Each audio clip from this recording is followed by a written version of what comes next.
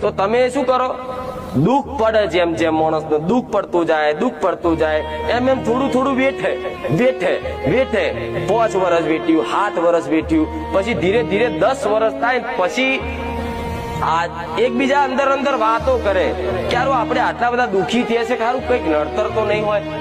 થાય છે ને આવું બધા, યાર આટલી બધી મહેનત કરીએ છીએ, આટલી બધી રાત દાડો પરિશ્રમ કરીએ છીએ, છતાંય આપણા ઘરમાં નરી દુઃખ જ છે, નરી બીમારીઓ જ છે, સારું કઈક નડતર લાગે છે. તો તમે કોક ને પૂછો કે ભાઈ આરી તકલીફો પડે છે, તો તમે કોકને તમારા દુઃખની વાત કરો. જોજો તમારા બધાનો અનુભવ કહું, તમે કેવી રીતે મારા સાનિધ્યમાં આવ્યા. તમે કોઈ દુઃખી હશે ને તો એના મિત્રને, એના કોઈ સગા સંબંધીને, કે એની કોઈ બહેનપણીને, કે એની કોઈ માસી હોય કે ફોઈ હોય કે ગમે તે એની જોડે જાય અને એનું પોતાનું દુઃખ કે ને કે હું બહુ દુઃખી થઉં છું, સારું ખબર નહીં.